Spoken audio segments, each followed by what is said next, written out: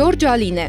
Ոչ, խոսքը ամերիկացի դերասանի մասին չէ։ Խոսքը Բանգլադեշի մայրաքաղաք Դաքքայից Հայաստան տեղափոխված 30-ամյա երիտասարդի մասին է, որը արդեն 4 տարի է ապրում է Երևանի բնակիչների շրջանում Բանգլադեշ անունով հայտնի թաղամասում։ Ես մի հատ բիզնես ունեցել եմ, որ փոքր ռեստորանին, թե չէ բիզնես կիններ, ով իրանց տանից ուզում է բիզնես սկսի, ես իրանց օգնել եմ ոնց իրանց բիզնեսը տանում է online with a logo, business card ու ամեն ինչով։ Ու ես հետո հետզանիվով իրանց վեշներ, delivery պես, այդպես բիզնեսի պես, այդպես սպասարկել եմ։ Թուխ մաշկով, համեստ ու միշտ ժպտացող Ջորջը պատմում է, որ մինչև Հայաստան գալը երկար տարիներ ապրել ու սովորել է Չինաստանում։ Նա մոտ 12 տարի անգլերեն է դասավանդել, սակայն քովիդի պատճառով վերադարձել է հայրենիք Բանգլադեշ ու հենց համաճարակի տարիներին էլ նրա բիզնեսը ծանր հարված է ստացել։ Մի օր իմ անգերոջի հետ նստած մտածում եմ ինչ անեմ, որ վերջի հավաքած փողներ ունեմ ու ոնց ինչ կարամ անեմ լավ։ Իմ անգեր ինձ առաջարկել է, որ ձեր պես տղա պետք է երկրից դուրս եթա։ Իմ մի հատ անգեր առաջարկել է, որ Ջորջ փորձեք Արմենիա ու սկիզբից ես էլ չեմ ջոգել եմ, որովհետև մեր մոտ էլ մի հատ տարածք ունենք Արմենիա անունով, Արմանի տոլա, դա շատ հին տարածքն է, որտեղ հայներ ապրել է, հայկական գերեզման ու դեբրոցել ունենք։ Ջորջը պատմում է, որ միշտ ինքնուրույն ու համարձակ է եղել։ Սիրում է գնալ իր նպատակների հետևից։ Հիշում է, երբ առաջին անգամ ընտանիքին ասել է, որ ցանկանում է տեղափոխվել Հայաստան, մայրը շատ է անհանգստացել, սակայն վստահ է եղել։ Եթե Ջորջը որոշել է ինչ-որ բան անել, ապա անպայման կանի ու կհասնի իր նպատակին։ Նրա խոսքով իր համար փակ դռներ պարզապես գոյություն չունեն։ Սկիզբից իմ մամա չի բան արել, չի հավատել, որ դա լավ երկիր կլինի մեր համար, որովհետև այստեղ մի հատ բան կա, մենք մեր ազգից, որ մենք իմիգրանտ դառնում ենք, դա մեր համար կյանք շատ դժվար է սարքում։ Ջորջը հիշում է, առաջին օրերը Հայաստանում հեշտ չէին, բայց ինչպես ինքն է ասում, ճակատագրից չես փախչի։ Բանգլադեշից եկել եմ Բանգլադեշ, դա իմ համար շատ հետաքրքիր բան է։ Ես էլ չեմ որոշել եմ, այտենց ազվացից սարկած է եկել, ես Ձավանոց airport-ից դուրս եկել եմ ու տաքսի կանչել եմ, տաքսիստը ինձ հարցում է, որ երկրից եք, մի հատ պատմություն է, այտենց իմ տաքսիստը հարցում է, որ երկրից եք, ես ասում եմ Բանգլադեշ, որ ինքը միշտ չի ջոգ է սկիզբից, ասում է, չէ, which country, ես ասում եմ Բանգլադեշ, մտածել է, որ ես ասում եմ ձեր Բանգլադեշի մասին։ Հետո 4 տարի ես նույն տանում ապրում եմ։ Սկզբում աշխատել է անգլերենի ուսուցիչ, սակայն ինչպես ինքն է ասում, հաճախ բախվել է խտրական վերաբերմունքի։ Որոշ ծնողներ ակնարկելով նրա արտաքինն ու բանգլադեշցի լինելը պարզապես չէին ցանկանում, որ իրենց երեխաներին նա դասավանդի։ Ես հայերեն вообще չգիտեի սկիզբից, ու ես մտածել եմ, որ Հայաստան գամ, սկսեմ անգլերեն դասատելու գործը, այստեղ անգլերեն դասատելու գործի համար չի ընդունվի սակտեգա ուզում է, որ կամ հայ լինի, կամ չգիտեմ էդի ասելու ճիշտ է, թե չէ սիպտակ լինի, որ American, British, որ նայում է հինդի, թե մեր ազգից, Բանգլադեշի մակարդակ չի նայում, որ ես IELTS-ի մակարդակ ունեմ։ Ջորջ Ալին Հայաստանում արդեն ընկերներ ունի։ Առաջինը հիշում է Անդրանիկին, որը նաև օգնել է իրեն հայերեն սովորելու հարցում։ Սակայն նրա կարծիքով հայերի հետ մտերմանալ ու ընկերանալ հեշտ չէ։ Հայների հետ ընկերություն առնելու շատ դժվար է։ Դա մենտալիտետի հետ կապված է ու մի քիչ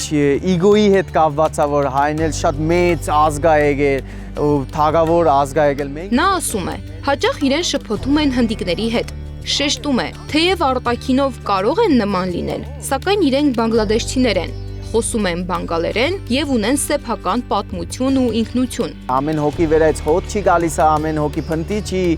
ու ես որ մայրաքաղաքի տղա եմ, ես դասատու եկել եմ 12 տարի, ես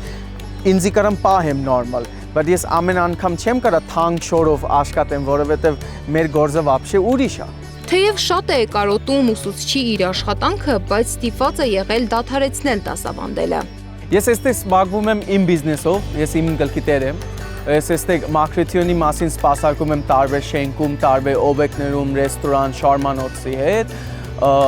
ԱԴԶ-ի վրա պայմանավորվածություն, ու ես մի հատ էլ փոքր բիզնես ունեմ, իմ բիզնեսի անունը Poster Dome, Instagram-ում կնայեք, ես ռեկլամ սարքում եմ փոքր։ Բայց սպասարկման ոլորտում աշխատելիս եւս հանդիպել է խտրական վերաբերմունքի։ Չնայած դրան ասում է, ընդհանուր առմամբ Հայաստանում իրեն ապահով է զգում։ Նա նույնիսկ չի բացառում, որ մինչև կյանքի վերջը կարող է Հայաստանում ապրել։ Շինարարություն գործի մեջ հայ ակտորներ գործանում 10,000 դրամով։ Եթե մենք մտնում ենք, մեզի տալիս է 7,000 դրամ։ Հայ ակտորներին նստում է մի ժամ պերելի վանում է, вообще խնդիր չի կա։ Մենք նստում ենք 30 րոպե անցել է ու սկսել է օդ սնչելու վիզի վրա։ Ակտոր հելեք գործ կա, հելեք ժամանակ չի կա։ Հայաստանում ապրելով նա սկսել է բացահայտել նաև այն մշակույթը, որն այսօր արդեն ինչ-որ չափով իրենն է դարձել։ Ասում է, հայերի ու բանգլադեշցիների միջև շատ ընդհանրություններ է նկատել, հատկապես խոհանոցում, իսկ հայկական ուտեստներից ամենաշատը սիրում է տոլման։ Նրան զարմացրել են նաև Երևանի փողոցներում ամեն քայլափոխի հանդիպող ցայտաղբյուրները։ Շատ քիչ է այդն ժամանակ եկել, որ ես պետք է խանութ մտնեմ ու ջուր առնեմ իմ համար, որ չորանում է ու ուզում եմ մի տեղից բան անեմ, ջուր խմեմ, մի 500 մետրի մեջ մի հատ պուլպուլակ կա։ Թեպետ արդեն հասցրել է շրջել Հայաստանի տարբեր վայրերով, խոստովանում է, ամենաշատը ցանկանում է այցելել Սյունիք, հատկապես Մեղրի։ Ես Սևան գնացել եմ, Սևան ու Դիլիջան ես սիրել եմ մի անգամից, որ Դիլիջան գնացել եմ, ինձի Դիլիջանի որ անտարի մաս կա, շատ նստել եմ սիրտի։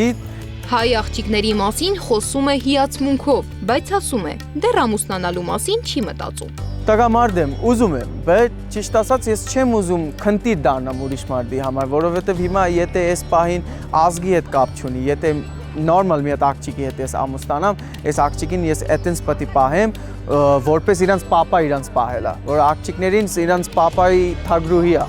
Նա խոսում է նաև կացության թղթի կարևորության մասին։ Ասում է, առանց դրան օտարերկրացու համար Հայաստանում ապրելն ու աշխատելը շատ ավելի բարդ է։ Այս կացության թուղթը էդի պայմանագիր պես է, որ ես ձեր երկրում օրենքով պայմանագրած ապրում եմ, հարգմուծում եմ, եթե վագա մյուս օր ես հիվանդանամ, ես կարամ էթամ մի հատ ապավացեմ ու մի հատ ձեր պետական հիվանդանոցի մեջ էլ բուժեմ, այդտենց մոմենտներ կա, որ օգնում է։ Բայց անկախ բոլոր դժվարություններից Ջորջը վստահ է, մարդը պետք է պայքարի իր նպատակների համար։ Ասում է, երբեք չի ամաչել որևէ աշխատանքից։ Իր խոսքով Հայաստան է եկել կյանքը կառուցելու, ոչ թե պարզապես գոյատևելու համար։ Ու հիմա անում է ամեն ինչ, որպեսզի տարիներ անց կարողանա հաջողության հասնել։ Նույնիսկ կատակով ասում է, 10 տարի հետո ուզում է Երևանի փողոցներով Լամբորջինիով շրջել։ Միայն մի բանի համար է երբեմն ափսոսում։ Ասում է, ծնողների աջակցությամբ համալսարանում երկար տարիներ սովորել է, գիտելիք ու փորձ է ձեռք բերել, բայց այսօր չի աշխատում այն մասնագիտությամբ, որի համար այդքան ջանք է ներդրել։ Սվետլանա Պետրոսյան, Մհեր Դավթյան, Գեգամ Ղազարյան, ABC Media։